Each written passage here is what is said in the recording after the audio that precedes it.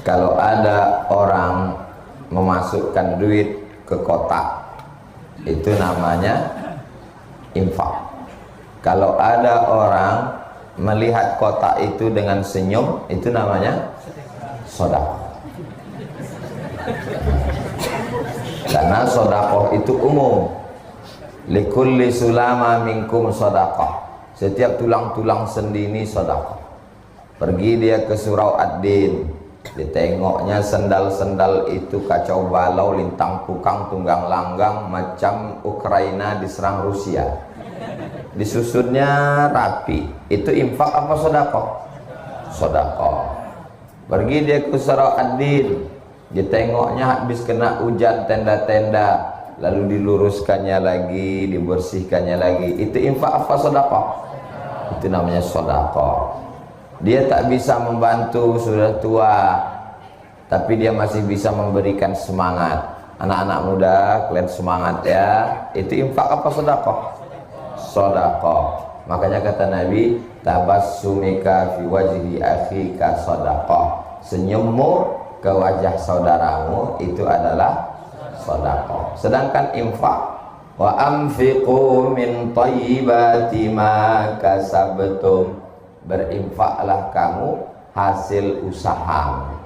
Ngasih duit itu infak, ngasih air putih itu namanya infak, mengasih kue itu infak. Bentar lagi kue datang. Kalau benda dia dalam bentuk materi itu infak.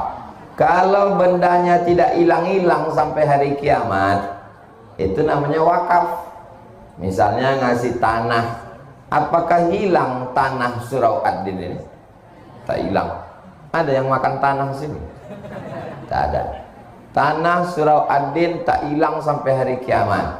Itu namanya wakaf. Wakaf tidak boleh hilang. Makanya tidak bisa wakaf lilin. Saya wakafkan lilin ini, tak bisa.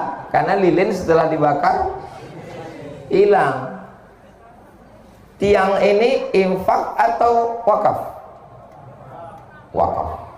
Tiang ini tak boleh hilang. Andai Surau Ad-Din ini 20 tahun lagi berubah menjadi Masjid Ad-Din 10 lantai, maka tiangnya ini tak boleh hilang. Tiangnya ditumbangkan, tetap dijadikan lantai pondasi dasar. Tak boleh hilang tiang, karena dia wakaf. Orang dulu menyerahkan duit ke Surau Ad-Din ini, akadnya adalah wakaf. Barang wakaf tak boleh hilang. Jadi kalau ada renovasi masjid, semua yang ada di masjid itu mesti balik. Andai terpaksa mesti dijual, duitnya tetap balik lagi ke masjid. Tak boleh hilang. Ini diantara perbedaan antara wakaf, infak, sedekah. Kalau zakat Pak Ustaz, kalau zakat wajib. Infak, wakaf, sedekah itu sunnah. Kalau zakat dia wajib dan ada haulnya setahun sekali dan ada nisabnya, ada batasnya. Kalau zakat, wakaf, infak tak ada batasnya.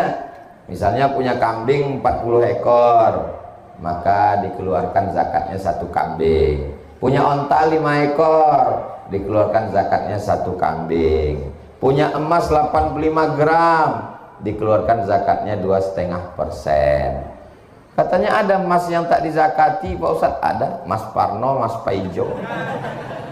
Mohon maaf Mas Nyantis.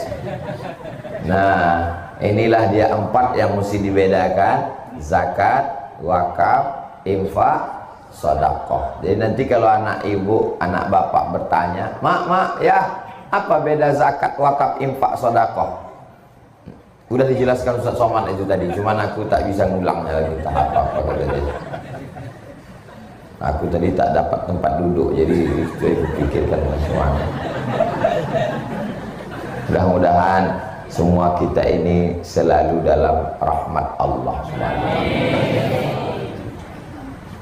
Keutamaan infak dan sedekah. 1. As-sadaqatu tadfa'ul bala. Sedekah menolak bala. Andai kita ditakdirkan hari ini menabrak seekor ayam, tertulis di Lauhil Mahfuz. Hari ini, hari apa ini? Hari Sabtu, bahwa kamu dalam perjalanan ke Concong menabrak seekor ayam, lalu kemudian bersedekah, maka dihapus, tak jadi menabrak ayam. Janji Allah SWT disampaikan Nabi Muhammad SAW. As-sadaqatu tadfa'ul bala. Makanya orang tua-tua kita dulu selalu mengatakan sedekah tolak bala. Makanya kalau udah sedekah tolak bala, makan aja. Ada daging kambing, makan, karena itu tolak bala. Dan kabarnya kambing di Tembilahan ini tidak mengandung kolesterol, karena kambing di sini mengandung anak kambing.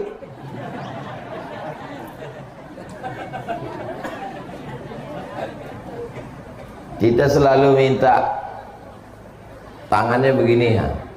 Begitu tolak bala langsung berbalik. Allahumma dafa'anal ghala wal waba wal bala wal riba wasyuyufal mukhtalifata wasyada'ida wal mihan. Menolak segala bala. Dia lupa ada satu lagi cara menolak bala adalah apa pula bersolawat. Solawat betul juga, tapi tema kita ini bersodakoh. Salawat bagus, tapi tema kita ini sedang bersodakoh. Kadang orang-orang pelit nih kalau begitu dibelok-belokkannya biar tak keluar duit gitu. Apa tak sanggup Allah Subhanahu wa ta'ala menurunkan emas 3 ton di halaman surau Ad-Din ini? Innama amruhu idza arada syai'an ayakula lahu kun. Sanggup, mudah bagi Allah. Kenapa tak diturunkannya? Ujian. Ada orang diuji kakinya datang ke surau, buktinya lulus.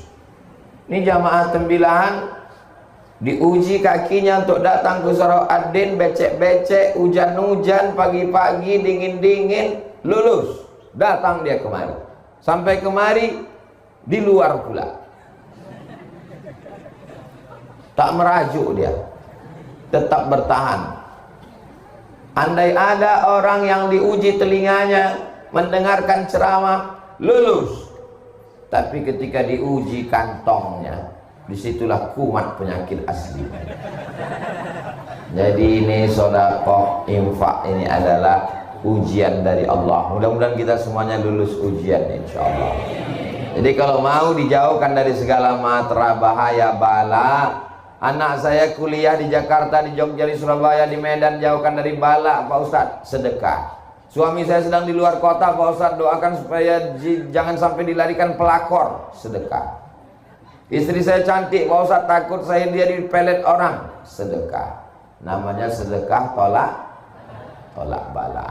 Belum ada lagi tolak kuih, tak ada. Belum ada lagi tolak teh tarik, tak ada. Yang ada tuh tolak bala. Bagaimana cara menolak bala? Doa. Bagaimana cara menolak bala? Zikir. Bagaimana dengan cara menolak bala? Kata Nabi, idza ra'aitum, kalau kamu menengok ada bala, musibah datang, maka kata Nabi, fatasaddaqu, maka bersedekahlah kamu. Dulu orang-orang tua kita itu tak pakai dalil dia. Dimasaknya ayam, dimasaknya nasi, dimasaknya kue, diundangnya tetangga. Habis itu, mari kita berzikir qul huwallahu, qul huwal falaq, qul huwal nas, ayat kursi, afdhaluz zikri fa'lam annahu la ilaha illallah. Apa acara ini Pak? Sedekah tolak bala. Tak tahu dia dalil hadisnya, yang penting diamalkannya. Beda sama orang sekarang, tahu hadisnya, sering ngaji tapi tak pernah diamalkan. Itu maka orang dulu itu lebih berkah hidupnya. Alhamdulillah. Orang-orang Tembilahan ini suka bersedekah tolak bala. Itu maka Tembilahan ini aman sampai hari kiamat insya Allah. Surau Ad-Din, din agama. Agama inilah yang menyelamatkan kita. Kalau mau selamat anak cucu kita, surau Ad-Din ini mesti besar. Ad-Din, agamanya mesti selamat. Selamat, makanya doa selamat yang pertama, Allahumma inna nas'aluka salamatan fiddin, selamat dalam agama.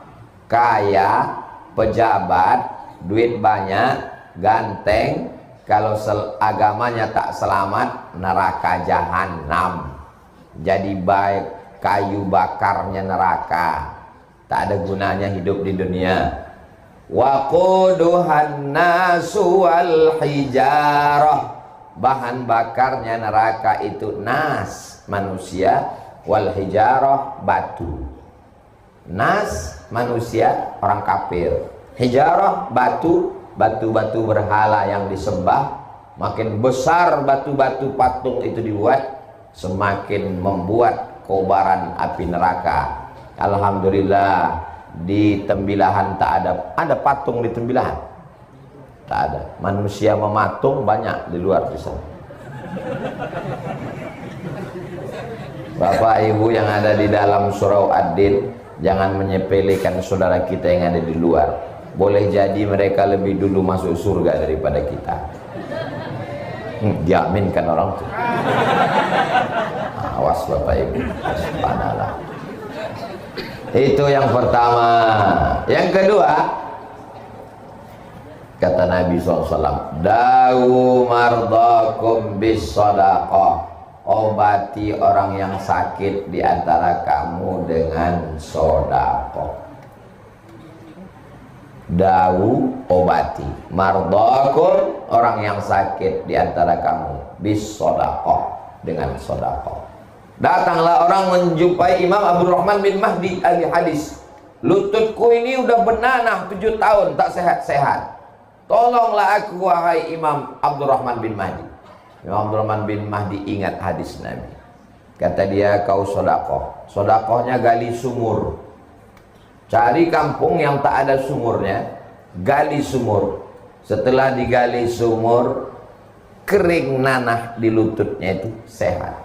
Apa hubungan sumur dengan lutut bernanah? Ternyata orang kampung habis minum berdoa, ya Allah, balaslah kebaikan orang yang bersedekah sumur ini. Tak ada yang sulit bagi Allah Subhanahu wa ta'ala.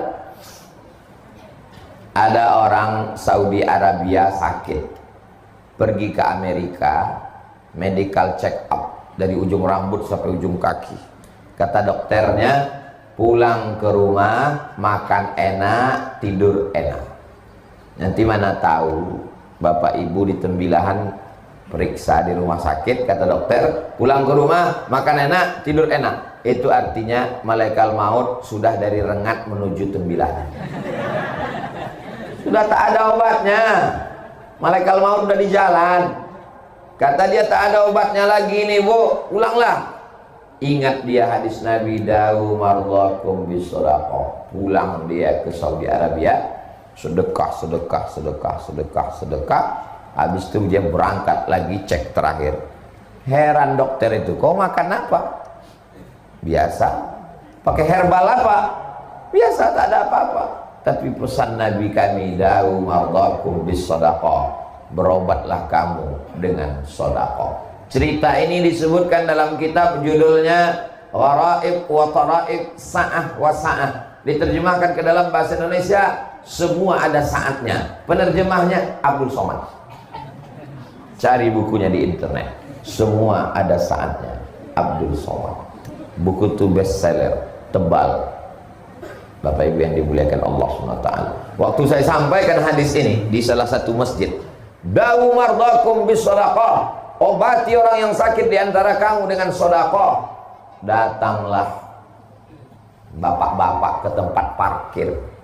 Ustaz Somad, hadis yang Ustaz sampaikan tadi betul. Memang betul lah. Apa pula hadis palsu ku sampaikan? Saya mengalami sendiri Pak Ustaz. Gimana?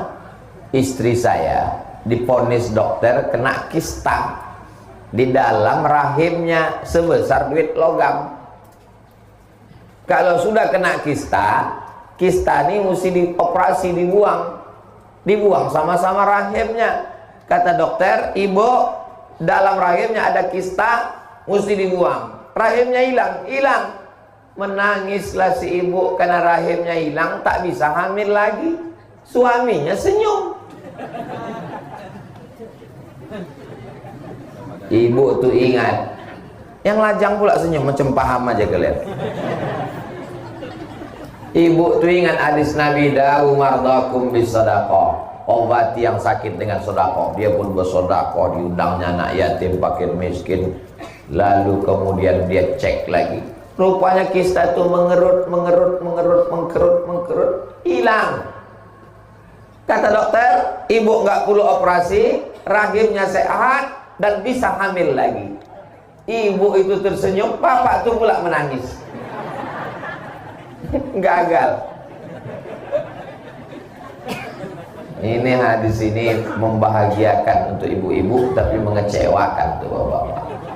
Dawu mardakum bisadaqah, obati orang yang sakit dengan sedekah. Ini tema subuh ini luar biasa ini. Kenapa saya heran?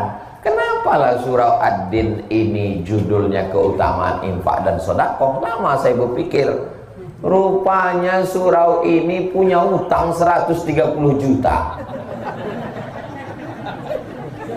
Jadi nanti saya tidak mau dapat kabar hebat pengajian di surau Ad-Din kemarin.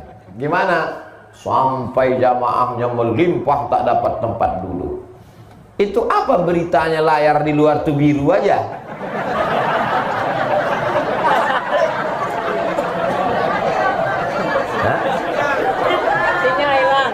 Yang anehnya layar tuh biru, bapak-bapak tuh tetap menengok layar.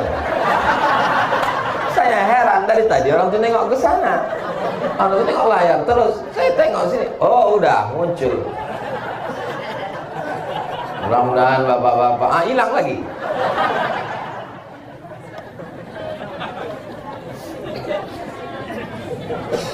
Bapak Ibu yang dimuliakan Allah Subhanahu wa taala. Kadang kita ceramah di masjid yang besar, megah, mewah, tapi jamaahnya tak ramah, tak ada senyum, mukanya ketat, orang-orang stres semua. Di surau Ad-Din ini kecil, tapi hati kita bahagia. Ternyata kebahagiaan itu tidak bisa diukur dari masjid yang besar atau di surau yang kecil. Kebahagiaan itu ada di dalam hati orang yang beriman. Saya yakin ini adalah orang-orang yang bahagia semua. Apa bukti bahagia? Lunaslah hutang surau Ad-Din. Bapak Ibu yang dimuliakan Allah, kita lanjutkan yang ketiga. Adik-adik tolong diingat, ini nanti akan keluar dalam UAS, ujian akhir semester.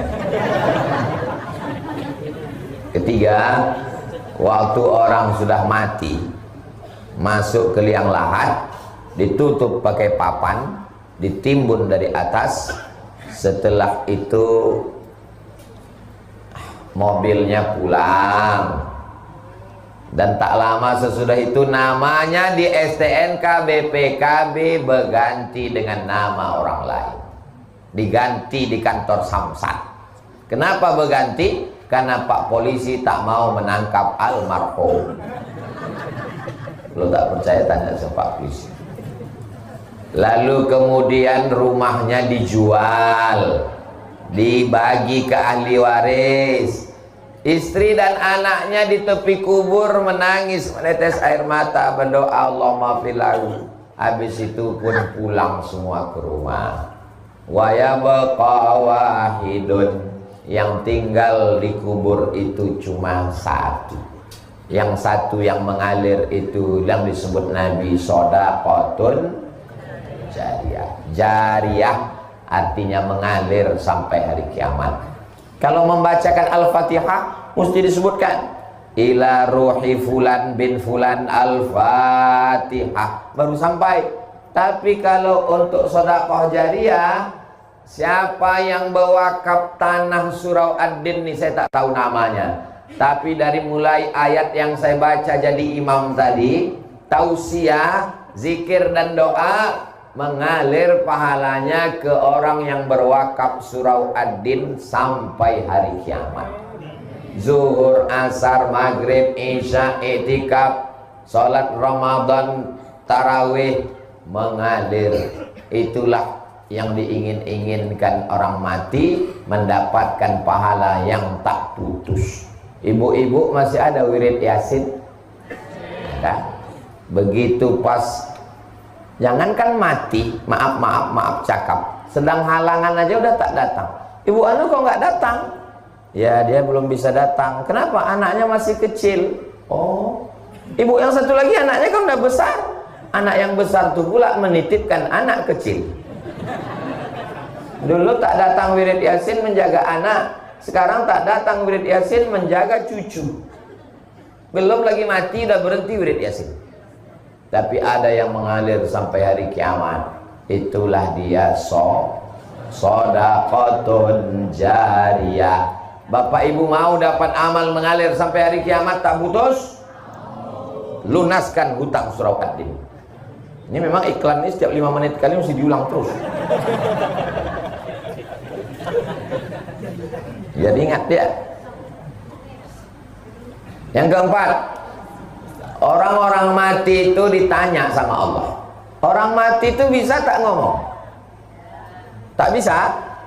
Oh, jadi pas malaikat menanya, "Marabbuka?" Tak bisa. "Man nabiyuka?" Tak bisa. "Ma kiblatuka?" Tak bisa. Orang mati itu bisa tak bicara? Bisa. Kenapa kita tak mendengar? Kalau sampai kita dengar, mati kita. Allah sayang sama kita. Mau kesini pula duluan infaknya. Saya sangka dari sana tadi, rupanya dari sini duluan.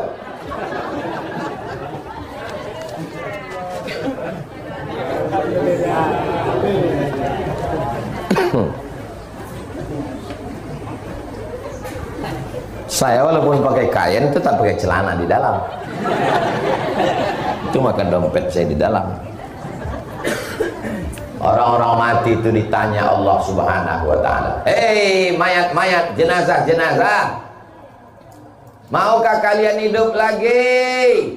Ditanya Allah Ta'ala. Apa kata orang mati itu menjawab? Jawabannya ada dalam Al-Quran.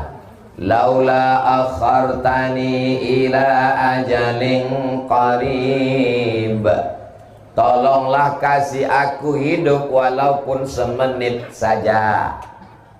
Kalau ku kasih kau hidup semenit, kau mau apa jenazah? Apa kata jenazah? "Fa-asaddaqa wa akum minas salihin."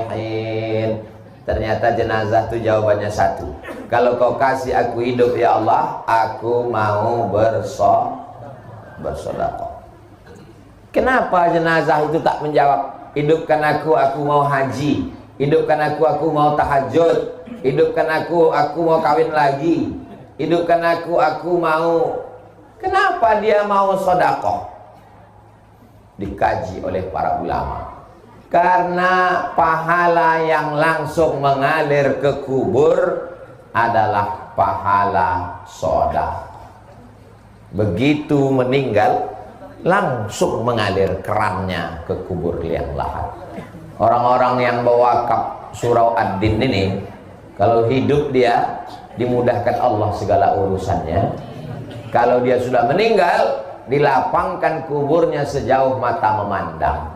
Dijadikan makam liang lahatnya salah satu dari taman-taman surga. Dijauhkan kuburnya dari lubang-lubang neraka. Maka usahakan kalau bisa. Kalau tak bisa ya tak apa-apa. Saya kan ustadz, saya tidak bisa memaksa. Saya tidak bisa bawa pedang subuh ini lalu sedekah. Kalau tak sedekah aku pancung nanti. Oh, tak bisa.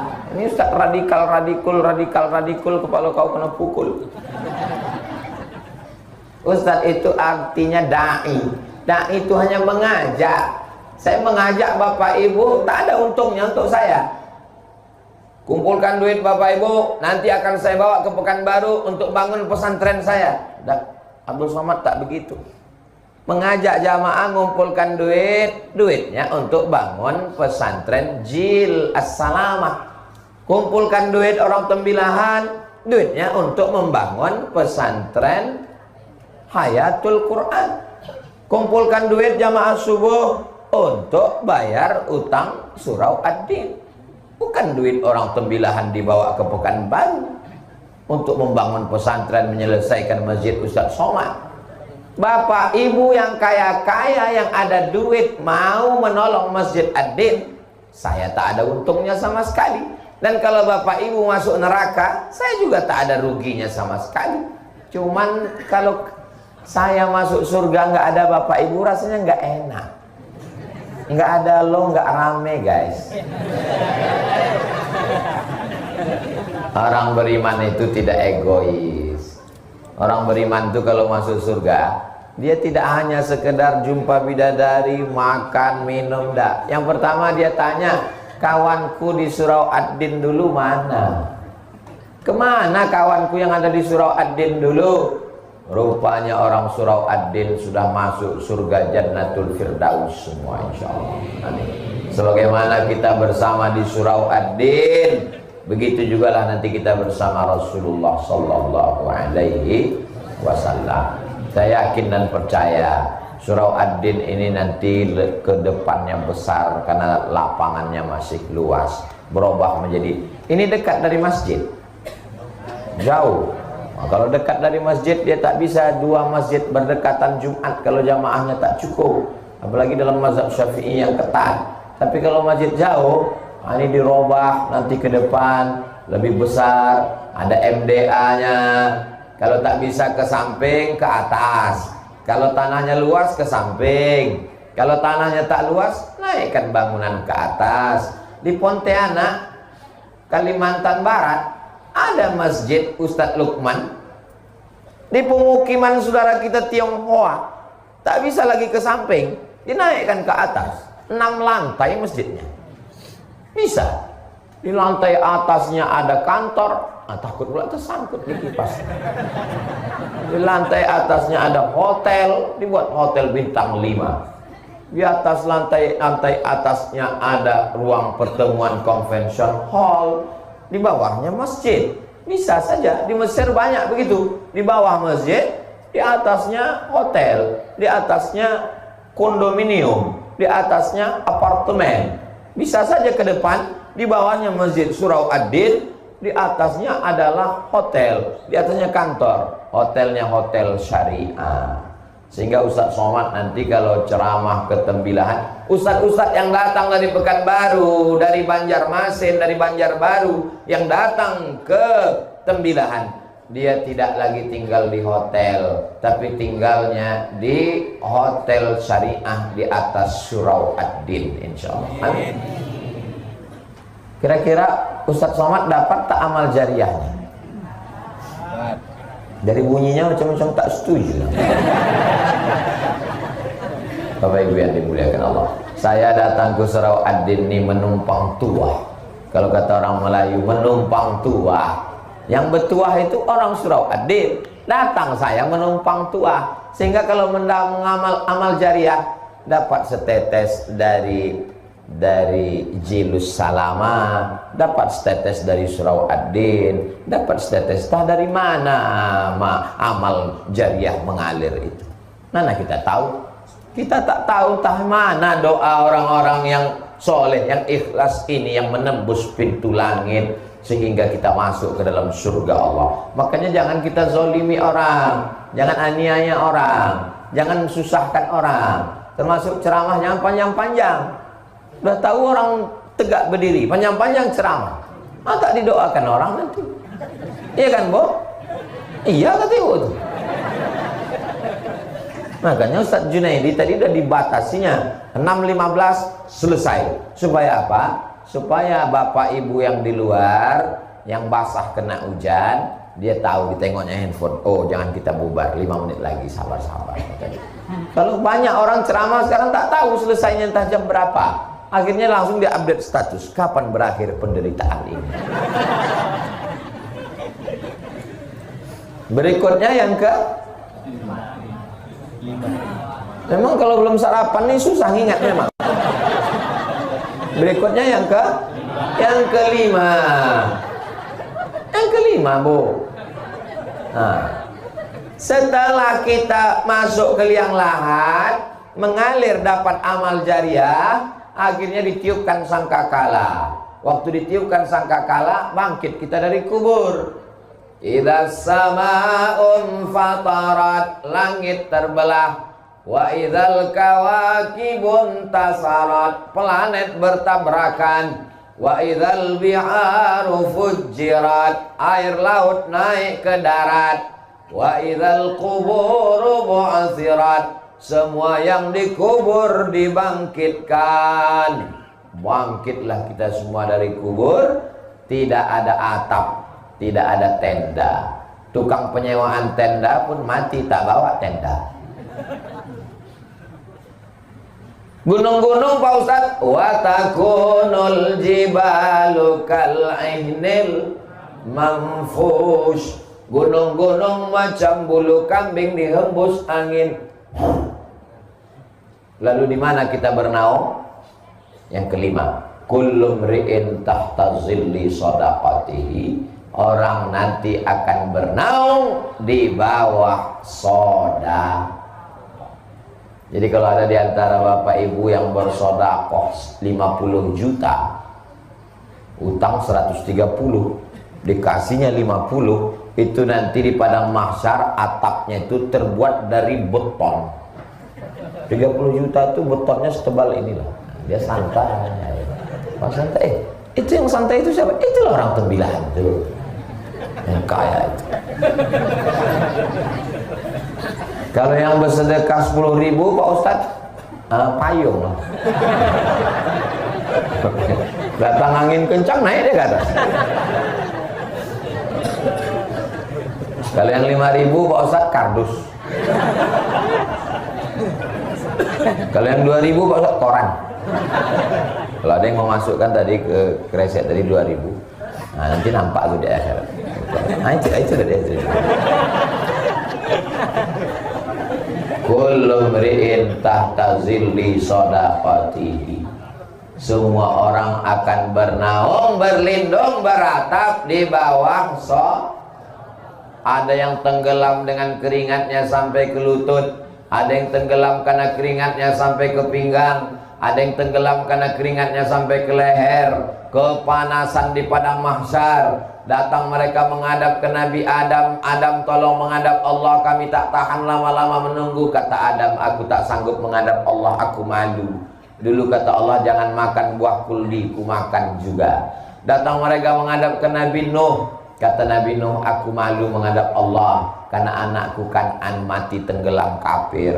Mereka datang menghadap ke Nabi Isa. Kata Nabi Isa, aku malu. Mereka membuat patung menyembah aku. Akhirnya mereka datang kepada Sayyidina wa Maulana wa Syafi'ina wa Zuhrina wa Qurrati a'yunina Muhammad sallallahu alaihi wasallam. Itulah mengapa kita generasi yang terakhir, kalau bahasa tembilahannya last edition. Kita memang umat yang terakhir, umat yang paling kecil, umat yang paling pendek, umurnya paling singkat, tapi kita lebih dulu masuk surga. Kenapa? Karena Nabi kita lah yang berani menghadap Allah Subhanahu wa ta'ala. Jadi selama beribu tahun di padang mahsyar itu, siapa yang menyelamatkan kita? Di mana kita bernaung? Kata Nabi, kullu mri'in tahta zilli shadaqatihi, setiap orang bernaung di bawah sedekahnya. Beruntungnya orang yang membangun surau Ad-Din ini, maka nanti ketika kamu menghadap Allah di padang mahsyar, dia di bawah naungan sedekahnya. Bertuahnya orang yang bersedekah subuh ini, maka ketika nanti di padang mahsyar dia bernaung di bawah sedekahnya, insya Allah. Berikutnya yang keenam.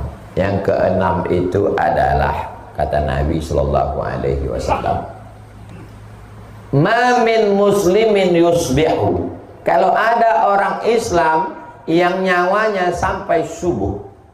Kita nyawa kita sampai tak subuh nih? Karena sampai inilah kita hidup. Kalau tak sampai udah mati kita tadi malam. Datang saya melayat jenazah. Gimana suami ibu malam tadi? Malam tadi dia tidur Pak Ustadz, nonton TV, megang handphone. Sebelum itu cerita-cerita kami sempat ketawa-ketawa. Terus pas jam 3 tuh kami biasa tahajud. Saya bangun ini dia, bang tahajud, saya pegang pipinya dingin. Rupanya udah meninggal jam 1 tuh Pak Ustaz. Biasanya yang mati mendadak itu kena serangan jantung. Jantung ini kan asal berhenti jantung tuh berdegup, mati. Mana pernah kita dengar si anu meninggal kenapa? Kena kurap. Mana ada? Saya serius ini.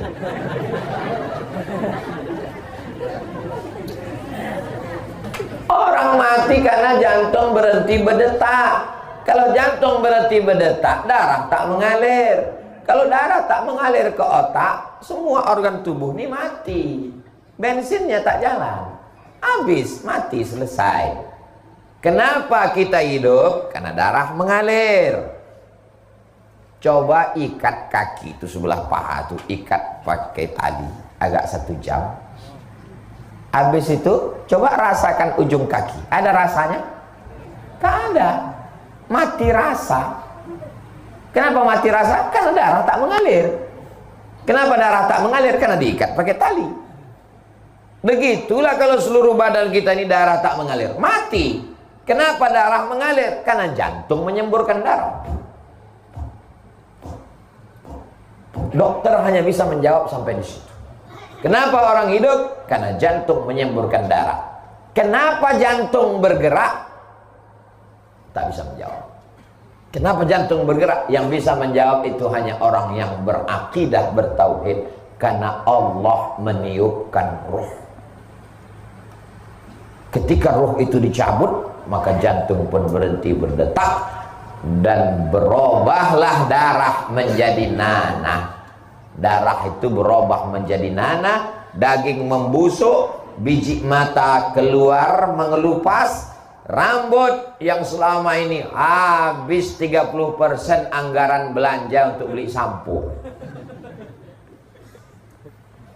Habis, rambut mengelupas dari kepala, usus membusuk, pecah. Dan cacing datang menyerang. Apa kata cacing? Brownies sudah siap. Akhirnya kita hanya setumpuk daging busuk yang akan menjadi santapan cacing tanah. Alhamdulillah subuh ini kita hidup. Dan tadi kita katakan alhamdulillahilladzi ahyana ba'da ma amatana wa ilaihi nusyur. Siapa yang hidup subuh dikirim Allah 2 malaikat. Yang satu malaikat berdoa. Apa kata malaikat? Allahumma ati munfiqan khalafa. Orang yang bersedekah kasihlah dia ganti. Jadi yang bersedekah tadi yang bersedekah masukkan duit, itu semuanya sudah dapat doa malaikat subuh. Maka nanti digalakkan, digiatkan sedekah subuh Masjid Surau Ad-Din. Bapak Ibu setuju? Gimana kabar Surau Ad-Din? Ustadz Junaidi, alhamdulillah Ustadz Somad, sejak Ustadz galakkan sedekah subuh, makin berkurang jamaah subuh. Janganlah gara-gara itu tak ke surau. Karena kita mau mendapatkan doa malaikat ini. Lalu Pak Ustadz, kalau yang nggak bersedekah gimana Pak Ustadz? Allah tuh adil. Yang nggak bersedekah dikirim Allah malaikat satu lagi. Berdoa juga, didoakan juga. Bunyi doanya, Allahumma ati mumsikan talafa. Yang tak bersedekah binasakanlah dia. Jadi yang tak bersedekah tadi, yang waktu kok kresek lewat dia pura-pura khusyuk mendengar pengajian. Saya terus terang tak bisa membela. Kalian tengok aja lah nanti sampai sore. Biasanya binasanya itu berawal dari pertama sendal hilang, habis itu helm hilang, terus lama-lama laki hilang. Doa malaikat itu pasti kabul. Ini hadisnya sahih nggak Pak Ustaz? Hadisnya ada dalam Sahih Al-Bukhari, ada dalam Sahih Muslim. Hadis tersahih dalam Ahlus Sunnah wal Jamaah. Allahumma ati munfiqan khalafa. Setiap subuh. Tapi subuh ini saya nggak bawa uang Pak Ustaz, cincin kami terima. Mana kresek kita? Bawakan sekali lagi. Banyak ibu-ibu ini yang mau ngasih cincin, jam. Nah, besok jalan sekali lagi Pak. Ada kunci motor, masukkan. Kunci berangkas, masukkan. Saya melihat orang Mesir bersedekah. Begitu dibawakan goni beras, langsung orang Mesir, ibu-ibu, emak-emak Mesir itu membuka cincinnya, rantainya, gelangnya, masuk semua. Tenang saya nengok. Begitu dibuat di Indonesia, mereka buka carinya mana yang paling kecil. Oh, enggak jadi. Ada satu yang masukkan, begitu dibawa ke toko Cina, ayah imitasi lah. Kecuali di Tembilahan. Tembilahan ini orangnya orang-orang radikal. Pulang sholat Jumat di Masjid Al-Huda kemarin, saya posting 2 video. Susah mau keluar masjid. Di tempat lain biasa, oh lewat-lewat lah. Di sini luar biasa. Pondok pesantren bertumbuhan. Maulid paling ramai Tembilahan, Indragiri Hilir. Orangnya orang-orang militan. Misalnya kan saya yakin ini utang Adin ini lunas subuh. Pokoknya apapun judulnya, ujungnya utang ini lunas. Berikutnya yang ketujuh. Yang ketujuh adalah bahwa Nabi Shallallahu Alaihi Wasallam mengatakan, shadaqatus sirri tadfa'u mitatassu. Shadaqah menolak mati su'ul khatimah.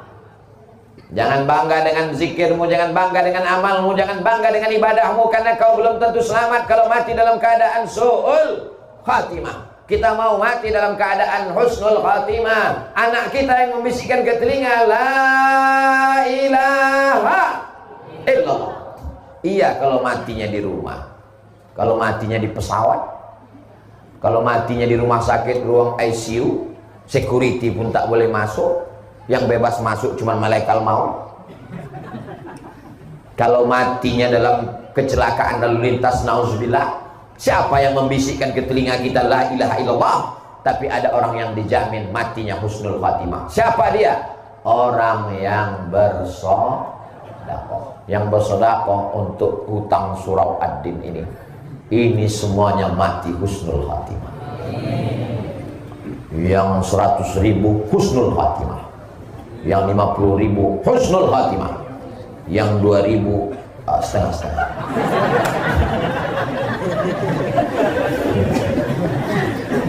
Husnul khatimah insyaallah. Kok kenapa tak bersedekah menyelesaikan hutang surau ad-din? Aku niat aja dulu. Innamal a'malu binniyat. Bagus. Tidak salah. Niatul mu'min khairum min amalihi. Niat orang beriman lebih baik daripada amal. Berapa banyak orang beramal riya, tapi niat tidak bisa dimasuki riya. Pas dia mau masuk surga, tanya sama malaikat, aku masuk? Kata malaikat, kami berniat aja dulu mau masuk engkau. Untuk sementara kau di neraka jahanam aja dulu. Ada pintu surga itu namanya babus sholat, untuk orang yang banyak tahajud. Ada pintu surga itu namanya babul jihad, untuk yang mati melawan Belanda, jihad fisabilillah. Ada pintu surga itu namanya babul kauziminal ghaiz, karena mampu menahan amarah. Ada pintu surga itu namanya babus shadaqah. Itu yang ke-8. Yang ke-8, keutamaan adalah masuk surga dari pintu babus shadaqah. Dan yang akan masuk ke pintu surga dari babus shadaqah itu adalah jamaah dari surau ad-din. Masuklah Abu Bakar Siddiq dari babus shadaqah. Ditanya sama malaikat, Abu Bakar Siddiq masuk dari babus shadaqah, siap. Berapa sedekahnya? Abu Bakar Siddiq waktu hijrah, ayahnya namanya Abu Quhafah. Siapa nama ayahnya? Abu Quhafah. Abu Quhafah tak Islam. Marah dia. Asma itu nama anak Abu Bakar. Asma, yaitu mana emas Abu Bakar? Emas Abu Bakar ada tuh. Mana emasnya? Aku curiga emasnya sudah dibawa pergi sama Muhammad. Ada tuh. Mana emasnya? Datang Asma, dimasukkannya batu ke dalam kain. Ini dia tuh, dipegang. Abu Quhafa ini buta. Pegang. Oh, masih ada. Padahal emas itu sudah habis untuk hijrah bersama Rasulullah SAW. Abu Bakar masuk surga dari babul, walaupun dari pintu mana dia masuk terserah, tapi dari babus sodakoh dia masuk. Berapa sedekah dia? Sebesar batu. Kira-kira kalau emas sebesar batu itu berapa gram itu? 1 kilo lah paling tidak. Lalu bagaimana dengan Utsman bin Affan? Utsman bin Affan mewakafkan hartanya fisabilillah bermiliar-miliar kalau dihitung sekarang. Tiba-tiba ada satu orang dari Tembilahan mau masuk surga dari babus sholawat. Ditanya malaikat, apa yang kau berikan? Aku ikut melunasi hutang surau Ad-Din. Kata malaikat, masuklah. Cuman nomor antriannya agak panjang sih. Tak apa-apa, yang penting masuk surga. Daripada STJ, status tak jelas. Semua kita ini pasti masuk surga. Man qala la ilaha illallah Muhammadur Rasulullah dakhalal jannah. Siapa yang mengucapkan la ilaha illallah Muhammadur Rasulullah masuk surga. Berikutnya yang ke 9, terakhir. Jadi nanti judulnya 9 keutamaan infak dan sedekah. Mantap. Yang ke-9 adalah kata Nabi SAW, as-sadaqatu tudfi'u ghadabar rabbi kama tudfi'ul ma'an nar. Sedekah memadamkan murka marah Allah seperti air memadamkan api. Api yang bergelora dipadamkan oleh air. Begitulah Allah tak jadi marah sama orang yang pelaku dosa gara-gara sedekah. Kau sudah bertobat, aku sudah sholat sunat tobat. Kau sudah bertobat, aku sudah beristighfar. Kau sudah bertobat, aku sudah berbuat baik. Ada satu yang belum kau lakukan. Apa dia? Bersedekah. Inilah Pak Ustaz, saya bingung ini. Kemana lah duitnya saya campakkan? Lunasi hutang-hutang surau Ad-Din. Karena saya udah tak sampai hati menengok Pak Ketua itu yang lah wajahnya. Beda. Saya kan senyum tuh. Saya pun senyum tuh karena belum dikasih tahu judul ceramah. Seandainya waktu dipoto itu dikasih tahu utang surau Ad-Din 130, mungkin saya tak sanggup juga senyum. Tapi insya Allah sekali lagi nanti saya datang ke surau Ad-Din ini akan ada secercah senyuman dari Pak Ketua. Menjadi ketua surau ini tidak ada untungnya, menanggung beban di hadapan Allah Subhanahu wa taala, beban pikiran. Jadi mudah-mudahan kita subuh ini mengurangi beban Pak Ketua, dan tidak ada untungnya bagi Pak Ketua, dan tidak ada untungnya bagi Ustaz Abdul Somad. Ini semuanya adalah untuk bekal kita nanti menghadap Allah Subhanahu wa ta'ala. Itulah yang dapat saya sampaikan pada subuh ini. Jangan kemana-mana, kita lanjutkan setelah yang satu ini. Hah? Langsung doa. Ala hazihin niyah. Mudah-mudahan keluarganya diberi sakinah mawaddah warahmah. Anak-anak soleh dan soleh. Suami yang belum dapat hidayah dibukakan pintu hidayah. Istri yang belum bertudung, belum sholat dibukakan pintu hidayah. Negeri kita dijadikan baldatun thayyibatun wa rabbun ghafur. Ala hadhihi niyah